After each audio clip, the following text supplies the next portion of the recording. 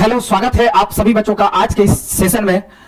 उम्मीद है आप सभी बच्चों का क्लास अच्छे से चल रहा होगा, तैयारी बहुत अच्छी चल रही होगी और उम्मीद है कि आप सभी स्वस्थ मस्त और तंदुरुस्त होंगे। ठीक है, तो चलिए, और आज का जो क्लास हम लोग देखने वाले हैं वो होगा class 10th geography chapter number 5, जो कि हम लोग इसमें दो टॉपिक के बारे में कुछ महत्वपूर्ण बताया गया है जो हम लोग देखने वाले हैं। एक बिहार की कृषि से संसाधन और एक बिहार के वन संसाधन के बारे में। ठीक है, पूरा चैप्टर इसमें बताया गया है, बारीकी से लाइन बाय लाइन हर एक बातों को समझाया गया है। ठीक है, तो चलिए हम क्लास को करते हैं स्टार्ट। ठीक है,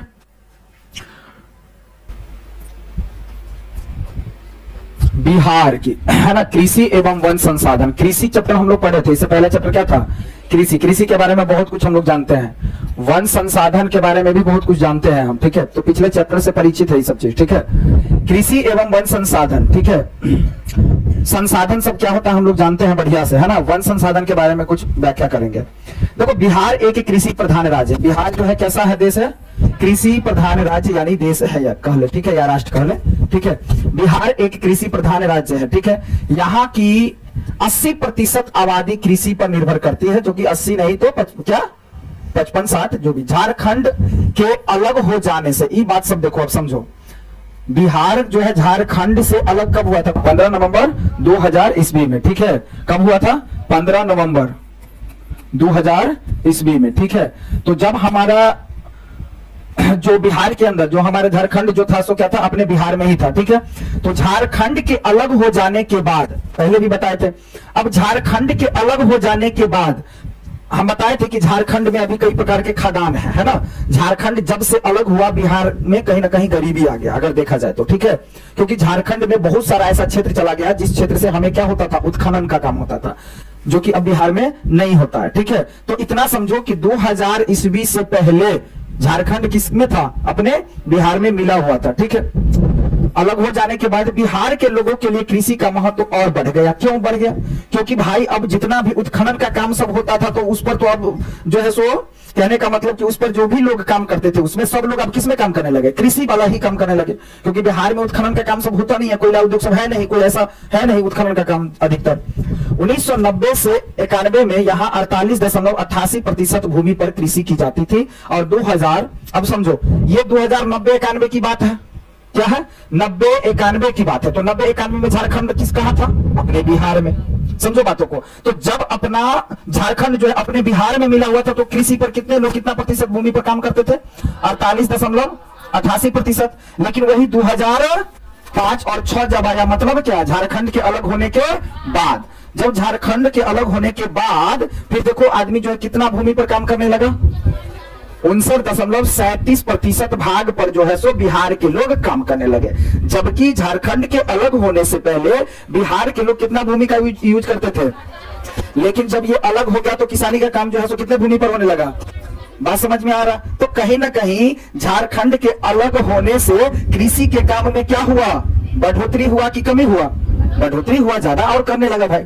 ठीक है, क्योंकि कुछ लोग पहले तो झारखंड जब था तो कुछ लोग क्या करता होगा? उत्खनन के काम में, फैक्ट्री वगैरह में काम करते होंगे। ठीक है, जो कि अब अगर नहीं रहा तो फिर किसानी करने लगा। अब यहाँ 4 फसलें भदई, अगहनी, रबी एवं गर्मा लगाई जाती है। मतलब 4 फसल यहाँ लगाई जाती है, मतलब इसमें बताया जा रहा है। ठीक है, एक भदई फसल, अगहनी फसल और रबी फसल और गर्मा फसल। ठीक है, अब हम लोग समझते हैं कि भदई फसल क्या होता है।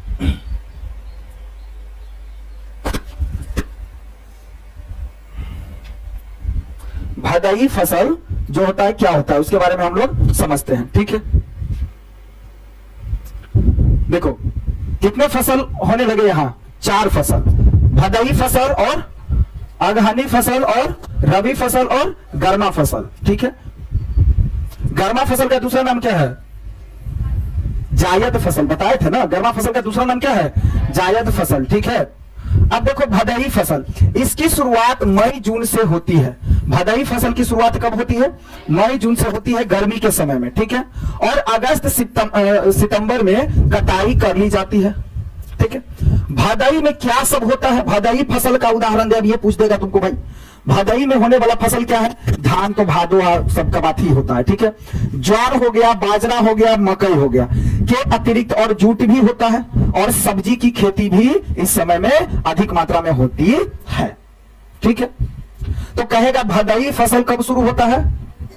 मई जून में शुरू होता है। ठीक है, और अगस्त सितंबर में कटाई होता है। अब जैसे हम टॉपिक बोलते हैं तो तुम लोगों का काम क्या है, जैसे थोड़ा बहुत जैसे भदई लिख लिया।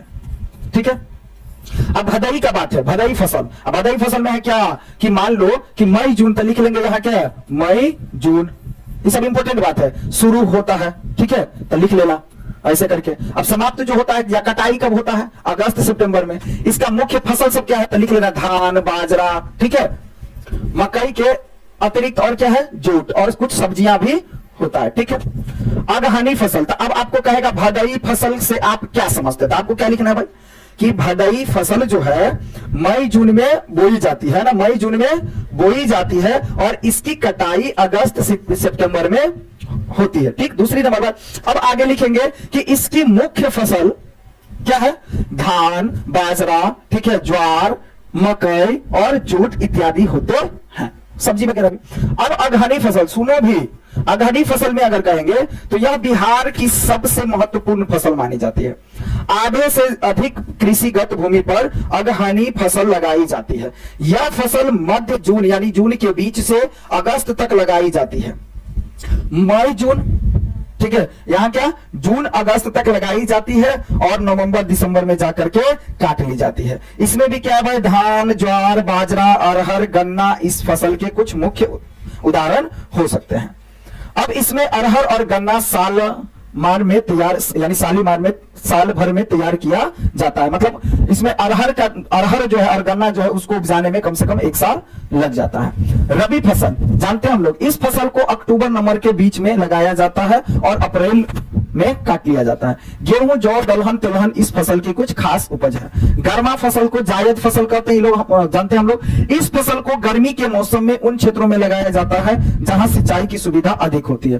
फिर निम्न भूमि में जहां स्थानीय जल स्रोतों से मिट्टी गीली रहती है, इस फसल में गर्मा, धान, गर्मा का जो भी फसल वो जो बोले थे खीरा, ककड़ी इत्यादि वगैरह जायद फसल में आ रहा था ना, ठीक है, वो सब आ जाएगा। ग्रीष्मकालीन सब्जियां उगाई जाती है, तो वही हुआ बात। ठीक है, चलो आगे। बिहार की प्रमुख फसलों में क्या है भाई, बताए भी थे। बिहार का प्रमुख फसल अगर कहेगा सबसे तो क्या आएगा, धान आएगा, चावल बोलो, गेहूं बोलो, मकई बोलो, जौ बोलो, गन्ना बोलो, तंबाकू बोलो, महुआ बोलो, ठीक है, ज्वार, दलहन और तिलहन इत्यादि वगैरह मुख्य है। इसके अलावा और सब्जी, फल, फूल इत्यादि वगैरह भी की खेती बिहार में होती है। ठीक है, मानचित्र 5.1 में बिहार के कृषि प्रदेशों को दिखाया गया है, जो चित्र में दिया गया होगा, और कृषि प्रदेश फसलों के समूह को दर्शाता है। इस मानचित्र से स्पष्ट है कि बिहार मूलतः खाद्य फसल का उत्पादन राज्य है। खाद्य फसल यानी खाने पीने वाले फसल का, क्या खाने वाले फसलों का अधिकतर जो है सो पैदावार करती है। जैसे बोलते हैं ना, कहीं पर मान लो कपास होता होगा ना, कहीं पर मान लो ज्यादा क्या होता होगा, चाय होता होगा, कहीं पर क्या होता होगा, कॉफी होता होगा, ठीक है, कहीं पर मान लो कि ज्यादातर गन्ना ही होता होगा। बात समझ में आ रहा है? कहीं पर ज्यादा जूट होता होगा। तो मान लो कि ये कपास जो है यानी कॉफी सब जो है ज्यादातर, मतलब इस सब अलग अलग देशों में ये सब ज्यादा उपजाया जाता होगा, जैसे कि हम लोग जानते हैं।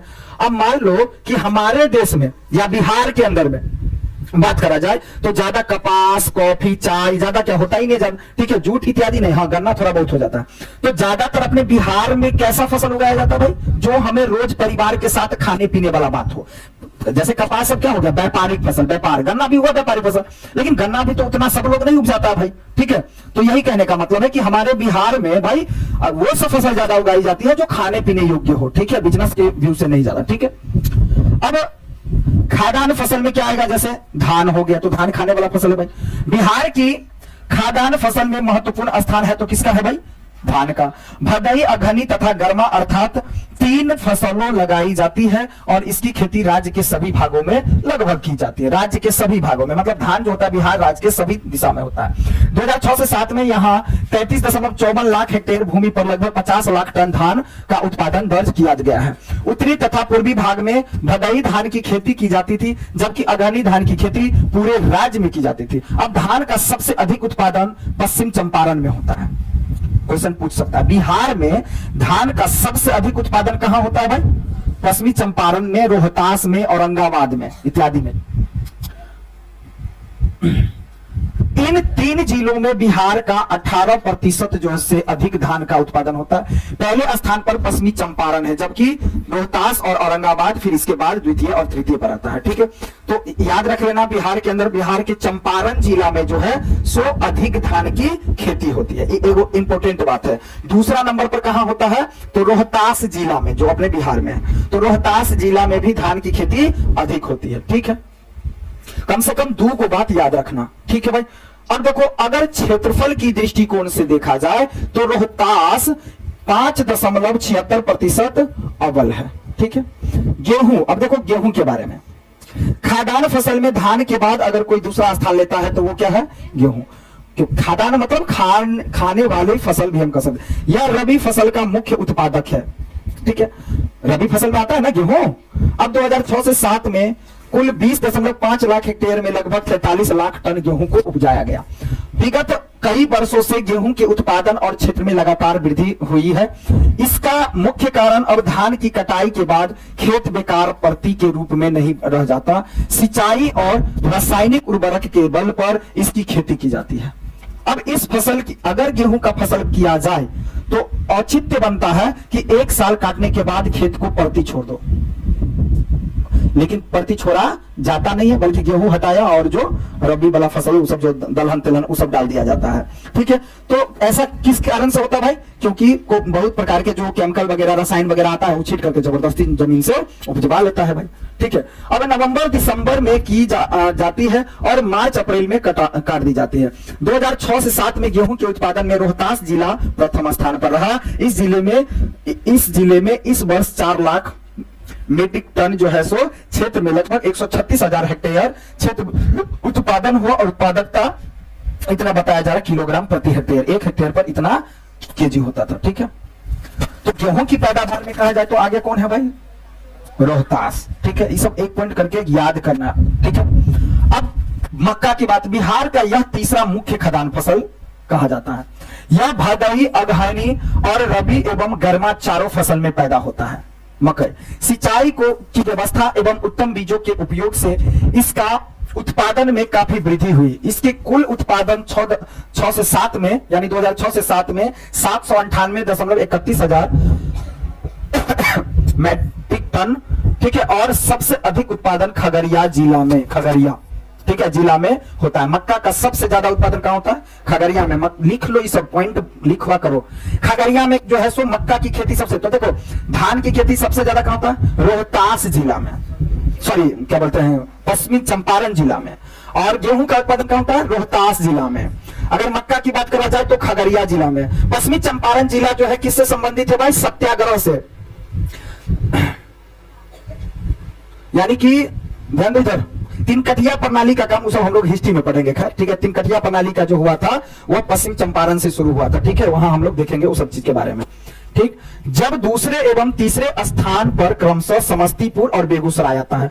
मतलब मक्का को उपजाने में बिहार में सबसे ज्यादा कहां है, खगड़िया जिला। दूसरे नंबर पर कौन है, समस्तीपुर। और तीसरे नंबर पर बेगूसराय। ठीक है, आगे मोटे अनाज। मोटे अनाज किसको बोलते हैं भाई, हाँ, ज्वार, बाजरा और रागी को। ठीक है, ज्वार, बाजरा और रागी क्या है, मोटे अनाज में से है। ठीक है, मोटे अनाज में देखो महुआ भी आ जाता है, मिलेट भी, ज्वार भी, बाजरा को भी सम्मिलित किया जाता है। तो देखो मेन तो याद रखना, ज्वार भी, बाजरा भी, रागी भी। ठीक है, ये सब मुख्य हुआ। ठीक, लेकिन अब इस सब का उत्पादन अब तो कम होता चला जा रहा है। ठीक है, तो ज्वार, बाजरा, रागी इस सब का भी कम होने लगा। तो ये सब जो है सो याद कर लो, महुआ, मिलेट, ये सब जो आता है मोटे अनाज में। इसकी खेती 2006 से 7 में 46.71 हजार हेक्टेयर में हुई और कुल उत्पादन जो है 45.07 हजार मीट्रिक टन हुआ।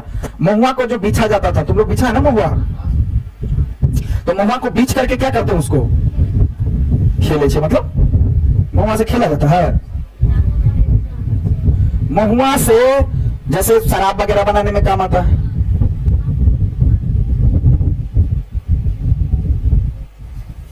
शराब वगैरह बना, महुआ को खाया जाता था, सो तुमको पहले पता है, महुआ को खाया जाता था। कोई प्रक्रिया होता था जो उसको मतलब उसको कूट करके पता नहीं कुछ बनाया जाता था उसको, तब उसको खाया जाता था महुआ को। ठीक है, कुल उत्पादन जो है 45.07 हजार मीट्रिक टन हुआ है। ठीक ठीक है। मधुबनी जिला मोटे अनाज के उत्पादन में प्रथम स्थान रखता है, दूसरे स्थान पर जो है किशनगंज आता है। ठीक है, तो मोटे अनाज के लिए कौन सा है? ठीक है, मोटे अनाज मतलब अब जो ज्यादा नहीं हो रहा है, अलग बात है, लेकिन ये ज्वार बाजरा सब बहुत होता था अपने क्षेत्रों में, महुआ भी बहुत होता था, महुआ भी खूब बिछा जाता था। ठीक है, आगे देखो तिलहन, राई, सरसों, तीसी, सूरजमुखी, कुसुम, रेड, पता नहीं सब क्या है। ठीक है, वो सब देखो, राई तो जान पता है ना, राई क्या होता है, सो पूछ लो एक बार मम्मी सबसे। सरसों, तीसी, सूरजमुखी, कुसुम, और क्या, रेड़ी, तिल, मूंगफली। ठीक है, मुख्य रूप से तिलहन फसल है। ये सब जो है, इस सब का तेल बनता है, इस सब का क्या बनता है भाई? तेल बनता है। ठीक है, किंतु तेल निकालने के लिए मुख्य रूप से सरसों, राई, तीसी, है ना, इस सब का तेल ज्यादा अभी प्रयोग किया जाता है। ठीक है, सूरजमुखी का उपयोग होता है। 2006 से 7 में 140.60 हजार हेक्टेयर भूमि पर जो है तिलहन की खेती की गई थी। कुल उत्पादन 149,000 मेट्रिक टन जो है था। तिलहन उत्पादन में सबसे आगे जो है पश्चिमी चंपारण रहा है, तिलहन दलहन में। ठीक है, तिलहन में। ठीक है, और पश्चिमी चंपारण किस चीज में रहा है? धान की खेती में, धान की खेती में। ठीक है, इसके बाद बेगूसराय, पूर्णिया, सहरसा जिला इत्यादि आता है। दलहन की बात करा जाए तो बिहार के दलहन फसल में चना आता है, मसूर आता है, खेसारी आता है, मटर आता है। अब खेसारी शायद नहीं कुछ ज्यादा खाता है, मतलब कम होता है, खेसारी ज्यादा उपयोग नहीं करना चाहिए। बाकी जानवरों को खाने के लिए शायद किया जाता है ज्यादा। ठीक है, ठीक है, खेसारी का दाल ज्यादा नहीं खाता था। खेसारी, मटर, मूंग। ठीक है, हाँ, मूंग का दाल फिर सुंदर है। अरहर, उड़द का दाल फिर ठीक है ना। कुर्थी, कुर्थी जानते हैं ना? हाँ, ठीक है, प्रमुख है। इनमें चना, मसूर, खेसारी, मटर एवं गर्मा मूंग रबी दलहन की फसलें हैं, जबकि अरहर और मूंग खरीफ फसल में आता है। अरहर और मूंग किस में आता है? खरीफ फसल में आता है। ठीक है, और 2006 से 7 ईस्वी में बिहार में रवि दलहन की खेती 19.6 हजार हेक्टेयर भूमि में की गई और कुल पैदावार 372,000 मीट्रिक टन जो है सो किया गया था। इसी प्रकार खरीफ दलहन की खेती 87.26 हजार हेक्टेयर क्षेत्र में, और इसकी कुल उत्पादन जो रहा 24,000 टन, सॉरी 74,000। दलहन उत्पादन में पटना जिला का स्थान सबसे आगे आता है। ठीक है, दाल वगैरह उपजाने में पटना क्या है? सबसे आगे रहा है, जबकि औरंगाबाद में और कैमूर जो है सो दूसरे और तीसरे स्थान पर है। तो लगभग तो याद हो गया होगा बातें। धान सबसे ज्यादा कहां होता है? धान, गेहूं सबसे ज्यादा कहां होता है? कहां होता है? रोहतास में होता है। मक्का सबसे ज्यादा कहां होता है? खगड़िया जिला में होता है। कहां होता है? खगड़िया जिला में होता है। ठीक है भाई, तिलहन कहां सबसे ज्यादा होता है? पश्चिम चंपारण में होता है। ठीक है भाई, और दलहन सबसे ज्यादा कहां होता है? पटना में होता है। दलहन कहां होता है? और मोटे अनाज सबसे ज्यादा कहां होता है? मधुबनी। अपना ही भूल गया। जिस जिला में रहो कम से कम उसके बारे में तो ज्यादा कुछ जान लो। क्या आप जानते हैं तिलहन की 2 फसलें, एक रबी फसल राई, सरसों, तीसी इत्यादि वगैरह होता है, और रेड़ी की तथा दूसरी फसल जो है खरीफ के अंतर्गत आता है जो तिलहन। तो वही बोले ना, दाल जो आता है खरीफ में भी आता है और रबी फसल में भी। लिखाए भी थे, कुछ दाल आता था किस में? खरीफ में, कुछ दाल जो आता था किस में? रबी में। तो वही दलहन फसल जो है वो किस में आता है? रबी में भी और खरीफ में भी। तो भुतलाने की बात नहीं था, हम बताए थे पीछे भी। अब हो गई। अब व्यावसायिक फसलें, व्यावसायिक जो व्यापार करने के लिए भी सब हम लोग जानते हैं, पढ़े भी हैं, पीछे बताए भी थे। व्यावसायिक फसल किसको कहा जाता है? जब व्यापार व्यवसाय करने के लिए जो फसल किया जाता है। तो व्यावसायिक फसल का उदाहरण कौन सा हो सकता है? कपास हो सकता है, गन्ना हो सकता है, चाय हो सकता है, कॉफी हो सकता है, जूट हो सकता है। ये सब क्या है? व्यापारिक, व्यावसायिक फसल है। ठीक है, पीछे लिखाए भी थे ये सब शायद। अब देखो, गन्ना, हमारे राज्य में गन्ना की खेती के लिए सबसे अनुकूल भौगोलिक परिस्थितियां विद्यमान है। फिर भी यहाँ गन्ना का प्रति हेक्टेयर उत्पादन बहुत कम है। यहाँ के उत्तरी पश्चिमी भाग में इसकी खेती प्रमुखता से, गन्ना सबसे ज्यादा अधिक कहां होता है विश्व में? भारत में। अब भारत में होता है सबसे ज्यादा गन्ना, कहां होता है? भारत में ही। और भारत के अंदर सबसे ज्यादा किस राज्य में होता है? उत्तर प्रदेश में। ये भी तो बताए थे ना, कहां होता है?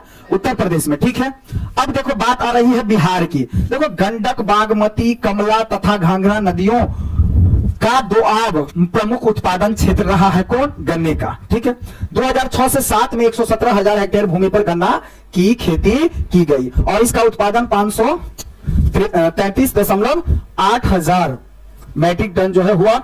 और विगत मतलब 533.8 है ना, हाँ तो हो गया ना। विगत कई वर्षों से गन्ना के उत्पादन में कहीं ना कहीं वृद्धि हो रही है, लेकिन 5-6 की तुलना में 6-7 में क्षेत्रफल और उत्पादन दोनों में वृद्धि दर्ज की गई। अब 5-6 में 101,000 हेक्टेयर भूमि पर गन्ने की खेती की गई और कुल उत्पादन 42.40,000 मीट्रिक टन। गन्ने के उत्पादन में पश्चिम चंपारण पहले स्थान पर आता है। पश्चिमी चंपारण किन सब चीजों के लिए हो गया? तिलहन के लिए, किसके लिए? और किस चीज के लिए? धान के लिए। और किसके लिए? गन्ने के लिए। तो अगर पूछा जाए कि विश्व में सबसे अधिक गन्ना का उत्पादन कहां होता है? भारत में। भारत के अंदर किस राज्य में सबसे ज्यादा? उत्तर प्रदेश में। पूछेगा बिहार के अंदर सबसे ज्यादा कहां? तो पश्चिमी चंपारण जिला में। ठीक है भाई। अब जबकि दूसरे और तीसरे स्थान पर जो है सो गोपालगंज आता है, छपरा, आरा जिला सब। ठीक है, पूर्वी चंपारण इत्यादि। ठीक है, जूट उत्पादन की बात करते हैं भाई। अब जूट का उत्पादन बिहार के उत्तर पूर्वी जिलों में अधिक होता है, क्योंकि यह जो है अधिक वर्षा वाला क्षेत्र है। ठीक, जो कि जूट उत्पादन के लिए उपयुक्त होता है। संपूर्ण देश का 8%, पूरे देश का 8% जूट उत्पादन बिहार में होता है और पश्चिम बंगाल और असम के बाद बिहार का तीसरा स्थान आता है। मतलब कहने का कि भारत में सबसे ज्यादा जूट का उत्पादन कहां होता है? पश्चिम बंगाल में होता है, असम में होता है जूट का उत्पादन, यानी पश्चिम बंगाल, असम। और बिहार का कैमा स्थान है? तीसरा स्थान। मतलब भारत के अंदर सबसे ज्यादा जूट उत्पादन, भारत के अंदर सबसे ज्यादा जूट का उत्पादन कहां होता है? पश्चिम बंगाल में। ठीक है, और असम में। उसके बाद जो है सो बिहार में तीसरे स्थान पर आता है। ठीक है, अब ये सब लेकिन कम होता जा रहा है अपने बिहार के अंदर। अब 2006-7 में 1.45 लाख हेक्टेयर पर यहाँ लगभग 14 लाख गांठ जूट का उत्पादन हुआ था, किंतु अब इसके उत्पादन में तेजी से गिरावट हो रही। पूर्णिया जिला, कटिहार जिला, मधेपुर, किशनगंज, सहरसा, मधुबनी, दरभंगा, समस्तीपुर जिले में जूट का उत्पादन मुख्य रूप से होता है। तो अगर कहेगा बिहार के अंदर में सबसे ज्यादा कहां होता है, तो पूर्णिया में। बात समझ में आ रहा? अब चलो भाई तंबाकू का उत्पादन देखते हैं। तंबाकू उत्पादन में बिहार का भारत में 6ठा स्थान आता है। ठीक है, और इसकी खेती के लिए गंगा का दियारा क्षेत्र सबसे सफल माना जाता है। समस्तीपुर, वैशाली, जैसे तुम देखना यहाँ जो खैनी वाला है कहाँ का है? समस्तीपुर तरफ से लाता है। ठीक है, पूछ लेना एक बार। समस्तीपुर, वैशाली जिले इसके लिए प्रसिद्ध है। ठीक है, इसके अतिरिक्त दरभंगा, पटना, भागलपुर, मुंगेर और मुजफ्फरपुर जिलों में होता है, लेकिन कम कम होता है। इसकी खेती होती है। तंबाकू की खेती इन जिलों में जो है 140,000 क्षेत्र में 100 कितना है? 16,140,000 मीट्रिक, यही है ना, टन तंबाकू उत्पादन। अब समझो इतना तंबाकू आदमी सब बुढ़वा सब खा जाता है, समझो राक्षस सब। सब्जी, फल एवं मसाले। ठीक, बिहार में सब्जियों के अंतर्गत आलू, प्याज, किरी, परोर सब है। ये गोम, गमागम, गोम, लौकी, पालक, लाल साग लड़का हो गई, ठरिया की कहते तुम कहे है, वही में हो गए। अब पता नहीं क्या होता है उतना ज्यादा हमको सब साग के बारे में। क्या, लुबिया, फूल गोभी, पटल, पत्ता गोभी आदि की खेती की जाती है। तो बिहार में तो भिंडी होता है ना, प्याज होता है ना, आलू होता है ना भाई, परोर तो होबे करे है, लौकी, पालक, ठीक है, लाल साग या लुबिया, फूल गोभी, पत्ता गोभी इत्यादि वगैरह खेती किया जाता है। इसमें आलू सबसे प्रमुख सब्जी नहीं बल्कि एक महत्वपूर्ण खाद्य पदार्थ भी है। खाने का महत्वपूर्ण, आलू महत्वपूर्ण में से आता है। ठीक है, तो आलू देखना कि ज्यादातर कुछ भी सब्जी अगर बनाते हैं तो उसमें आलू का प्रयोग किया जाता है। बात समझ में आ रहा है? जबकि आलू का प्रयोग कम करना चाहिए। अब जैसे देखना कि मान लो कोई भी सब्जी बनाया जाता है, तब सब्जी जितना भी बना हो, जैसे 1 किलो सब्जी बना हो, तब 3 पौवा रहेगा आलू, 1 पौवा रहेगा कोनो अन्य सब्जी। जबकि ऐसा नहीं, अरे मतलब जैसे मान लो आलू गोभी बना रहे थे, आलू गोभी या आलू परवल बना रहे हैं, तो मैं परवल धो दिल 2-4टा, आलू धो दिल 1 पथिया। ऐसा सब्जी नहीं बनाना चाहिए। आलू ज्यादा परवल कम, परवल ज्यादा आलू कम प्रयोग चाहिए, लेकिन प्रयोग क्या है?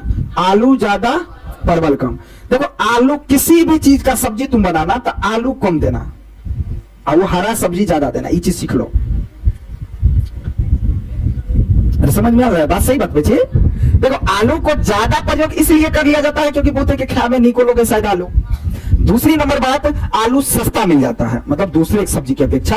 अब मान लो कि सब्जी बाजार जो जाया जाता है तो परवल ले किलो 1.5 किलो एक सप्ताह चलवा के रहो, 4 दिन चलवा के रहो, ठीक है।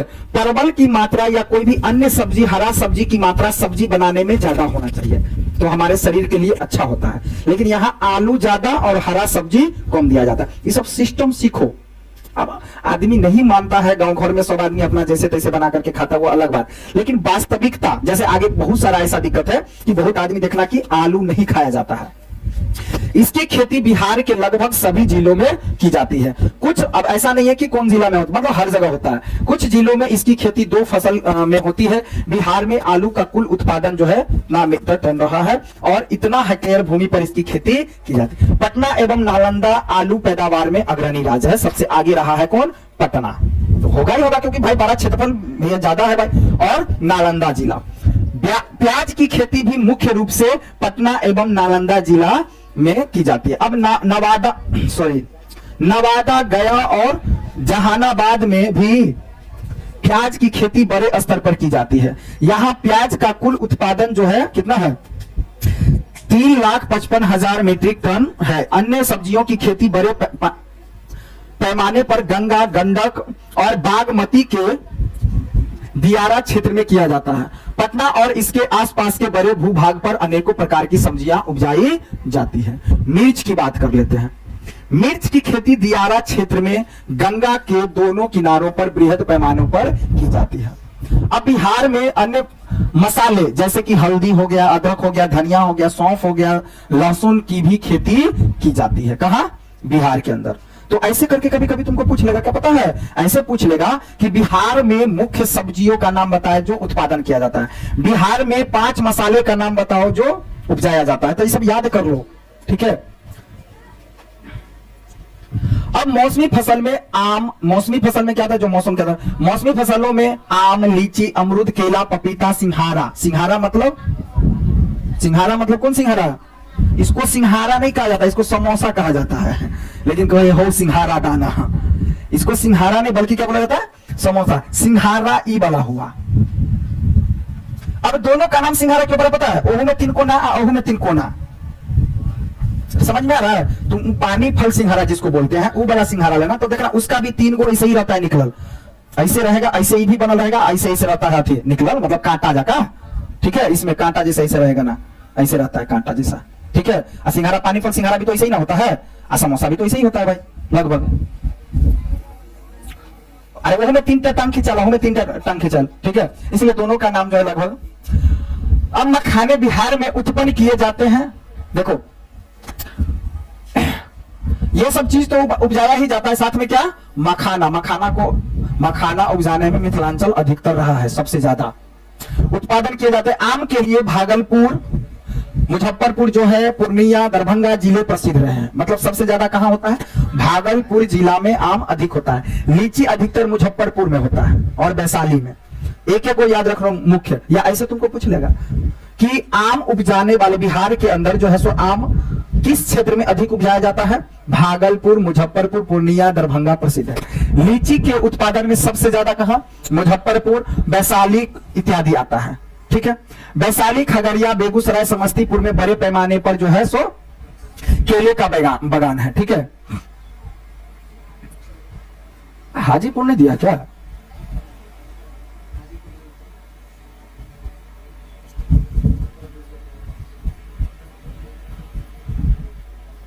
हाँ मुजफ्फरपुर दिया ना लीची। मुजफ्फरपुर का लीची बहुत प्रसिद्ध है, ये क्वेश्चन बहुत बार पूछा गया है, ठीक है।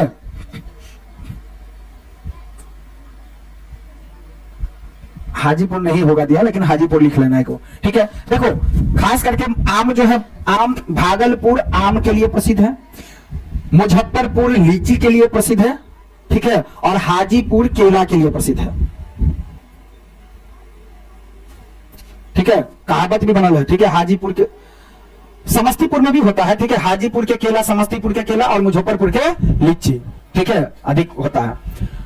मखाने के लिए मधुबनी, मिथिला बोले ही थे, मिथिला और मधुबनी, दरभंगा। मिथिला जो है मखाने के लिए, क्वेश्चन पूछा जा सकता है भाई, ठीक है, कि मखान के लिए कौन सा जिला अधिक प्रसिद्ध है? मधुबनी जिला, मखान ज्यादा होता है यहीं पर। ठीक है, गंगा की दियारा क्षेत्र में खीरा, ककड़ी और तरबूज इत्यादि प्रसिद्ध है। ठीक है, कृषि की समस्या, किसकी समस्या? कृषि की समस्या। बिहार की 90% जो है आबादी देहातों में रहती है और 80% जनसंख्या कृषि पर आश्रित होता है। इसके बावजूद यहाँ का प्रति हेक्टेयर उत्पादन अन्य राज्य की अपेक्षा कम। यह राज्य कृषि से संबंधित अनेकों समस्या से जुड़ा रहता है। अब मिट्टी कटाव एवं गुणवत्ता का ह्रास है। मिट्टी कटाव और गुणवत्ता मतलब अब क्वेश्चन पूछेगा कृषि की समस्या के कारण को बतावे। 4 कारण, 3 कारण। बिहार में कृषि की समस्या के 3 से 4 कारण बतावे। तो पहले कारण लिखेंगे मिट्टी कटाव और गुणवत्ता का ह्रास, यानी मिट्टी की गुणवत्ता में कमी, ऐसे लिख सकते हैं हम। ठीक, भारी वर्षा और बाढ़ के कारण मिट्टी का कटाव होता है। साथ ही वर्षा से लगातार रासायनिक खादों में उपयोग से भी मिट्टी का ह्रास होता है। तो देखो, मिट्टी कटाव जो होता है और इसकी गुणवत्ता क्या है में ह्रास होता है, इसका क्या कारण है? अधिक वर्षा, बाढ़ आ जाना, तो मिट्टी का कटाव हो जाएगा भाई। दूसरी नंबर बात क्या, कि जब हम रसायन का जो प्रयोग करते हैं, रसायन वाले खाद का जो प्रयोग करते हैं, तो उससे भी मिट्टी क्या होता है भाई? खराब होता है, मिट्टी की ह्रास होती है। तो अगर कहेगा कि बिहार के अंदर जो है उपजाऊ अब कम हो रहा है, मतलब कृषि से संबंधित काम जो है सो इसकी समस्या क्या है? तो सबसे बड़ी समस्या है कि भाई बाढ़ आ जाना, वर्षा अधिक हो जाना। बेशक अपने इधर नहीं हुआ है, बिहार की ना बात हो रहा है भाई, बोले भी थे इधर नहीं हुआ है, लेकिन क्या जैसे खगड़िया इत्यादि समय जो रहा है अधिकतर वर्षा हुआ है। ठीक है, इस बार भी हुआ है। ठीक है, तो बाढ़ अधिक आ जाना, मिट्टी में जो है सो हम लोग क्या करते हैं? लगातार रसायन का प्रयोग करते हैं, उसके कारण घटिया बीजों का उपयोग, यानी उच्च कोटि के बीज का उपयोग नहीं होने के कारण भी जो है सो यहाँ कृषि उपज कम होती है। खेती का छोटा आकार, बिहार में खेती की समस्या का, कृषि की समस्या का एक कारण यह भी है कि क्या बिहार में जो है सो खेतों का आकार क्या होना? छोटा छोटा होना। क्योंकि यहाँ खेत का आकार छोटा इसलिए होता है क्योंकि भाई यहाँ जनसंख्या ज्यादा है, तो खेत वगैरह यानी कम है, तो भाई बंटवारा हो जाता है। हमारे राज्य में खेतों का आकार छोटा है, जिसके कारण वैज्ञानिक पद्धति से खेती संभव नहीं हो पाता। अब किसानों में रूढ़िवादिता, किसान के अंदर रूढ़िवादपन, यहाँ के किसान परिश्रम पर कम, भाग्य और रूढ़िवादी पर, समझ में आ रहा है? यहाँ के लोग देखो अपना, खास करके बिहार के अंदर में कुछ काम है जो है ना मेहनत नहीं करना चाहता है। अब जैसे अभी दुर्गा पूजा चल रहा है, तो बहुत आदमी मेहनत करना छोड़ दिया होगा। आज कहता हो भगवान हमरा देख लिया। भाई भगवान तुमको देखेगा कब? जब तुम मेहनत करेगा तब, नहीं तो इन्हें सीधा देख लिया। जय माता दी। ये बात समझ में आया? तो भाग्य जैसे बोलते हैं ना कि भाई भाग पर छोड़ देना, भाग यहाँ के लोग जो है ज्यादातर किस पर छोड़ देता है? अरे छोड़ू किए जेते भाई होते मेहनत कराला, भाग में होते तो अनाज अपने उपज जेते, नहीं होते तो नहीं उपजते। तो इसमें अनाज कैसे उपजेगा भाई? भाग्य पर मत छोड़ो, तुमको काम करना पड़ेगा। इसमें से बहुते बच्चा ऐसा सोचता होगा कि भाई भाग में होते तो हम 10वां पास करबे, नहीं होते तो नहीं करबे। कभी नहीं होता, कभी नहीं होगा। भाग्य के भरोसे छोड़ा जाए तो कुछ नहीं होगा, इतना याद रखना। या चाहे भगवान के भरोसे है, जो बात समझ में आ रहा है ना? भगवान के पढ़ा लिखा नहीं हो गए, और पढ़ा लिखा की जरूरत नहीं है। अब कोई आदमी अगर पढ़ा लिखा है तो वो अपने लिए पढ़ा लिखा है। आज हम तुम्हारे काम आते हैं, मान लो हम तुम्हारे काम आ रहे हैं अभी, लेकिन हम तुम्हारे काम कब आ रहे हैं? जब तुम यहां आ रहा है। समझो बातों को जो हम कहना चाह रहे हैं। तो भगवान भी तुम्हारे काम कब आएंगे? जब तुम खुद करेगा। अब मान लो हम तुम्हारे काम कब आएंगे? जब तुम यहां आ भी गया, काम नहीं करेगा, तो हम तुम्हारे काम नहीं आएंगे। बात समझो जो कहना चाह रहे हैं। मतलब कहने का घुमा फिरा के बात वही आता है कि खाना अगर तुमको खाना है तो हाथ तुम्हें चलाना पड़ेगा, मुंह तुमको चलाना पड़ेगा। तो बात समझ में आ रहा? अब ये थोड़ी है वो हमारे साथी खा लेना कभी, अरे होता है ऐसा, तुमको करना पड़ेगा। चलो भगवान भरोसे छोड़ देते हैं कि पेट भरो के होते तो अपने मने भर जाते हैं, आने भरो के होते तो नहीं भरते। भाई अब कहते भाई तुम खरीदे नहीं किया तो पेट कैसे भरेगा भाई? बात समझ में आया? तुमको खाना ही पड़ेगा, मतलब तुमको पास होने के लिए तुमको पढ़ना ही पड़ेगा। बीच में ऐसा कोई शॉर्टकट कीबोर्ड नहीं आता है कि डायरेक्ट 1 किलो मैन देने चाहिए हम भगवान के। सब आदमी हो भी मैन देने, तो हे दुर्गा मैया है ना, हमरा पास करा देते 1 किलो चढ़ा दे, है ना। 1 किलो खुशी, देखो चढ़ाने का बात आता है बाद में, तुमको खुशी मिल गया, ठीक है, उस जरिए से तुम भाई तुम इतना ना हो, सब जो पूजा पाठ इत्यादि वगैरह जो होता है, देखो मांगने से कुछ नहीं मिलता है, तुमको करना पड़ेगा काम। मांगने से जो अगर कुछ बजी थी तो कोई बेवकूफ है जो पढ़ता सो मांगे ली तो दैये रहो तो कैला पढ़ो।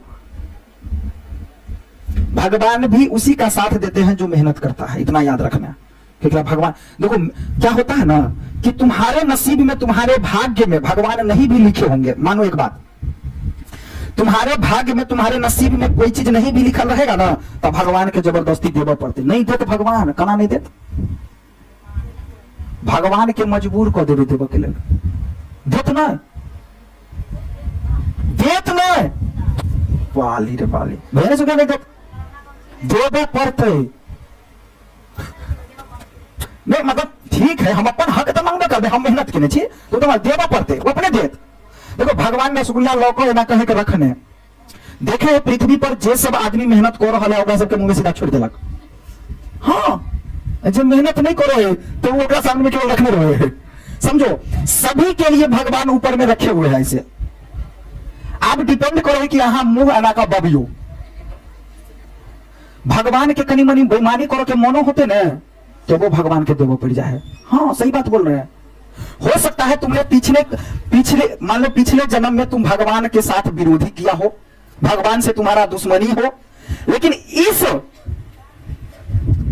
जन्म में तुमने इतना मेहनत कर दिया, इतना मेहनत कर दिया कि भगवान मजबूर हो गए देवक लेल कि छोरा नहीं मानते, आप छोरा के देवे पड़ती, पक्का ही बात, नहीं तो पागल हो जाती पढ़ते पढ़ते। ठीक है, तो भाई वो जब तक पास होते नहीं, जब तक सक्सेस पेते नहीं, तब तक वो पागल के तरह पढ़ते रहते।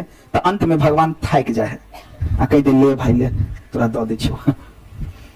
तो इतनी मतलब मेहनत तुम इतना कर दो ना कि सामने वाले को लग जाए कि मेहनत भाई कितना कर रहा है, अगर नहीं देंगे तो अनर्थ हो जाएगा।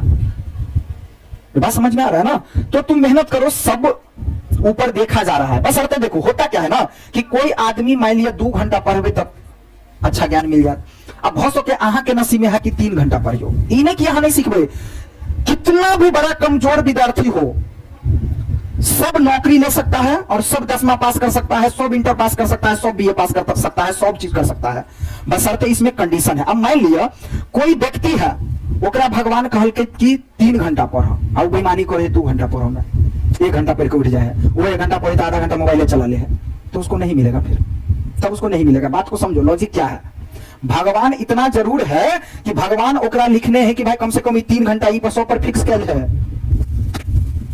100 पर फिक्स कैल है। बात दिमाग तेज के अनुसार भगवान फिक्स के नहीं है कि बच्चा इतना पढ़ेगा तो इसको इतना नंबर आएगा, इतना पढ़ेगा तो इतना नंबर आएगा। अगर जरूरत से ज्यादा पढ़ देता है तब वही सक्सेस पा लेता है। कभी देखा होगा तुम गांव घर में छोरा बुस्कुल चले लेकिन देखिए 5 डिवीजन ले लिया, तो कुछ तो नंबर होता है, जो चोरी चारी वाला बात है, लेकिन पढ़ करके कोई आदमी देखा होगा कि भाई पढ़ करके जो है मेहनत कर करके अच्छा नंबर ला देता है। तो समझो तुम अगर पढ़ाई से चोरी करेगा तो समझो खुद किससे चोरी कर रहा है भाई, सीधी सी बात है। मेहनत कभी किसी का बर्बाद नहीं जाता है, ये बात पक्का है। ठीक है,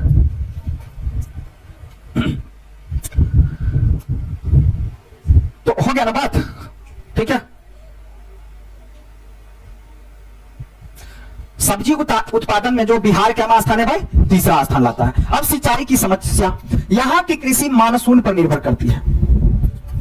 देखो एक सिंचाई की समस्या। अब देखो सिंचाई की समस्या मतलब कृषि में कौन कौन बात पर क्या क्या समस्या आ रहा है, बात समझ में आ रहा है। पहले क्या था, मिट्टी की कटाई होना, मिट्टी में क्या होना, ह्रास होना। सिंचाई की समस्या, यहाँ की कृषि मानसून पर निर्भर करती है। मानसून मतलब मौसम होगा तो वर्षा होगा तो होगा, नहीं तो ऐसा कुछ। बाढ़ और सुखाड़ यहाँ की नियति है। फिर भी सिंचाई की समुचित व्यवस्था नहीं। यहाँ सकल की गई भूमि के मात्र 46% पर ही सिंचाई हो पाती है। शेष भाग सिंचाई से वंचित रह जाता है। शेष भाग क्या होता है, सिंचाई से वंचित रह जाता है। ठीक है, अब देखो बाढ़, यहाँ की अधिकतर नदियां विनाशकारी बाढ़ के लिए प्रसिद्ध है। मतलब यहाँ बाढ़ भी आ जाता है, बहुत सारी नदियों के कारण यहाँ बाढ़ आ जाता है। हिमालय से निकलने वाली नदियां अपने साथ भारी मात्रा में सिल्ट जमा करती है। तली सिल्ट के जमाव के कारण जो है नदियां अपना मार्ग बदल देती है, जिसके कारण भयंकर बाढ़ आता है और बड़े पैमाने पर जान माल की क्षति हो जाती है। योजना आयोग के अनुसार बिहार में 64 लाख हेक्टेयर भूमि बाढ़ग्रस्त है। बाढ़ग्रस्ती क्षेत्रों में नदियों द्वारा मार्ग बदलने से नदी मार्ग से बाहर निकली हुई भूमि पर आधिपत्य को लेकर बाहुबलियों और नक्सलियों का आतंक दियारा प्रदेश की एक बड़ी समस्या बन गई। इस वर्ष के अक्टूबर में खगड़िया जिला में 10 प्रकार के भूमि विवाद के कारण भयंकर नरसंहार हो गया। मतलब मारा पीटी झगड़ा लड़ाई जो, ठीक है। इन सभी समस्या के अतिरिक्त पूंजी का अभाव, पशुओं की दयनीय स्थिति दशा, जनसंख्या, आर्थिक एवं सामाजिक समस्या भी कृषि के विकास के बाधक रहे। अब कृषि कैलेंडर, मध्य जून में भारी वर्षा के बाद खेत में बदलाव चलाया जाता है। जुलाई में खरीफ की बुआई होती है। अगस्त में धान के पौधे की प्रतिरूप और किया जाता है। सितंबर में खरीफ फसल तैयार हो जाता है। सितंबर में खेत को रबी फसल के लिए भी तैयार किया जाता है। जनवरी में रबी फसल की निकोनी की जाती है और मार्च अप्रैल में काट लिया जाता है। इसके बाद गन्ने की खेती में लोग लग जाते हैं, ठीक है। जल संसाधन, बिहार में जल का विशाल भंडार है। बिहार में क्या है? जलों का विशाल भंडार है जो हमें 2 प्रधान स्रोतों से प्राप्त होता है, ठीक है। धरती का तल से जो जल प्राप्ति होता है और भूमिगत जल, इसमें नदी, जलाशय, तालाब आते हैं जिससे हम जल की प्राप्ति करते हैं, जिसको हम धरातलीय जल बोलते हैं। तो धरातलीय जल का उदाहरण क्या हो सकता है भाई? नदी, तालाब, है ना, जलाशय इत्यादि। धरातलीय जल का उदाहरण क्या हो सकता है? नदी, तालाब, जलाशय इत्यादि। और भूमिगत जल क्या हो सकता है? कुआं, झरना, नलकूप, हैंडपंप, बोर्डिंग इत्यादि वगैरह जो आता है वो भूमिगत जल। भूमिगत जल का मतलब क्या होता है? जो अंदर से निकाला जाता हो, भूमि के अंदर से। और धरातल, धरती के तल पर, तल के क्या कहोगे? जैसे मान लो धरती है, इस पर पानी है तो उसको क्या बोलेंगे? धरती के तल। आप भूमिगत किसको बोलेंगे? जो मिट्टी के अंदर हो, अंदर से लाता हो। समझ में आ रहा है? तो कहेगा भूमिगत जल का उदाहरण दो, तो कुआं हो सकता है ना, झरना हो सकता है, नलकूप हो सकता है, हैंडपंप इत्यादि वाले। बिहार में जल संसाधन का उपयोग मुख्य रूप से सिंचाई, गृह एवं औद्योगिक स्थानों में होता है। और बिहार में जल का जो प्रयोग होता है वो कहां होता है भाई? सिंचाई के लिए, गृह घौर में यूज करने के लिए, और कहां? कंपनियों के लिए, ठीक। लेकिन वर्तमान में अब कंपनी ऐसा नहीं सोचना कि बड़ा बड़ा, छोटा छोटा भी उद्योग होता है ना, कुटीर उद्योग जो गांव घर में भाई प्रयोग किया जाता है। 90% से अधिक जल संसाधन का उपयोग सिंचाई में होता है। मानसून से वर्षा की समय मात्र 4 महीने की खेती होती है। इसके अलावा और अनियमित और असमान वर्षा भी होती है। यहाँ कुछ फसलें शीत ऋतु में होती है और यह मौसम शुष्क रहता है। गन्ना, आलू, प्याज आदि की खेती में समय पर पानी देने की आवश्यकता होती है। बढ़ती जनसंख्या के लिए अनुत्पादन बढ़ाने के लिए भी सिंचाई की आवश्यकता। बिहार में सिंचाई के मुख्य साधन में नहर आता है, कुआं आता है, नलकूप आता है। कुआं तो खैर अब खत्म हो रहा है शायद। तालाब आता है, आहर इत्यादि कई प्रकार की व्यवस्था है। नहर के लिए देखो तो बिहार में सिंचाई के लिए नहर प्रमुख साधन माना जाता है। यहाँ कुल सिंचित भूमि का 40.63% भाग नहरों द्वारा सिंचाई किया जाता है। मैदानी भाग में नहर का विकास अधिक हुआ। देखो नहर बहुत जगह बनाया गया है बिहार में भी, ठीक है। क्योंकि यहाँ पर समतल भूमि, मुलायम मिट्टी, विस्तृत कृषि क्षेत्र तथा सतत वाहिनी नदियां द्वारा जल की आपूर्ति होती है। अब उत्तरी बिहार की अधिकतर नदियां हिमालय से निकलने के कारण सतवाहिनी है। यहाँ की नहरों में वर्ष भर में जल रहता है। इसके विपरीत दक्षिण गंगा के मैदान में नहरें छोटा नागपुर पठार से निकलने के कारण बरसाती है। इसमें वर्ष भर जल नहीं रहता। इस भाग में नदियां पर बांध बनाकर जल इकट्ठा कर लिया जाता है और आवश्यकता अनुसार खेतों तक पानी पहुंचाया जाता है। बिहार में कुछ नहर का विकास आजादी के पहले और कुछ आजादी के बाद हुआ था। मतलब बिहार में जो नहर का विकास हुआ था कुछ आजादी से पहले भी हुआ था। और तब पहले कहा जाता था अंग्रेजी बांध। अंग्रेजी बांध क्यों कहा जाता है? क्योंकि अंग्रेज के द्वारा बनाया गया ये नहर था, बांध था, इसलिए उसको अंग्रेजी बांध कहा जाता है। बात समझ में आ रहा? तुम्हारे गांव में भी या सबके गांव में अगर कोई बांध होगा तो पता करके आना कि अंग्रेजी बांध अपना गांव में कौन है। सब पता को क्या सबके गांव में हो? अंग्रेजी बांध अपना गांव में केकरा कहे है, पता करके आना। बात समझ में आ रहा? हमारे गांव का हमको पता है। आजादी के पूर्व की नहरें, आजादी के पूर्व की सोन नहर, यह सोन सिंचाई परियोजना का एक भाग है। सोन नदी, ठीक है। यह बिहार का पहला आधुनिक सिंचाई परियोजना है, सोन नदी, ठीक है। इसे 1874 में टिहरी पर निर्मित किया गया, इससे दो नहरें निकाली गई, पूर्वी पश्चिमी सोन नहरें, और इन नहरों के द्वारा भोजपुर, रोहतास, औरंगाबाद, गया, जहानाबाद और पटना में सूखा ग्रस्त क्षेत्र की 4 लाख हेक्टेयर भूमि की सिंचाई की जाती है। ठीक। अब सारण नहर, गोपालगंज प्रखंड में 1880 में 10 नहर का निर्माण हुआ था। और क्या है, ढाका नहर अनुमंडल में जो है, ढाका अनुमंडल में क्या है, ललब किया नदी पर यह एक छोटा नहर है जिसकी कुल लंबाई 30 किलोमीटर, बहुत छोटा नहर है, और इसके द्वारा 4500 हेक्टेयर भूमि की सिंचाई होती है। त्रिवेणी नहर, इसका निर्माण 1900, पूछ लेगा ये सब क्वेश्चन, त्रिवेणी नहर पूछा गया परीक्षा में। त्रिवेणी नहर का जो है स्थापना या निर्माण कब किया गया था, 1903 ईस्वी, पश्चिम चंपारण में। या ऐसे पूछ लेगा त्रिवेणी नहर कहाँ स्थित है, पश्चिमी चंपारण क्षेत्र में, जो 1903 में हुआ था। बात समझ में आ रहा है। भारत नेपाल सीमा पर गंडक नदी त्रिवेणी नामक स्थान के निकट हुआ। इसकी कुल लंबाई क्या है, 1094 होगा भाई किलोमीटर है, और पश्चिमी चंपारण जिले में की लगभग 1.25 लाख हेक्टेयर भूमि की सिंचाई होती है। आजादी के बाद की नहर जो है सो कौन सब है, कोसी नहर। कोसी नदी पर भारत नेपाल सीमा पर हनुमान नगर के पास बांध बना कर 2 नहरें निकाली गई। पूर्वी कोसी किनारे पर पूर्वी कोसी नहर और पश्चिमी किनारे पर जो है पश्चिमी कोसी नहर। पूर्वी कोसी नहर की कुल लंबाई 44 किलोमीटर है, और इस मुख्य नहर की 4 शाखाएं मुरलीगंज नहर, जानकी नहर, पूर्णिया नहर और अररिया नहर, इस प्रकार जो है सो नहर की शाखाएं हैं। ठीक है। और उस शाखाओं सहित, यानी उप शाखाओं सहित इसकी कुल लंबाई 340 किलोमीटर है। इसके द्वारा पूर्णिया, सहरसा, मधेपुर जिला इत्यादि लगभग 6 लाख हेक्टेयर भूमि की सिंचाई होती है।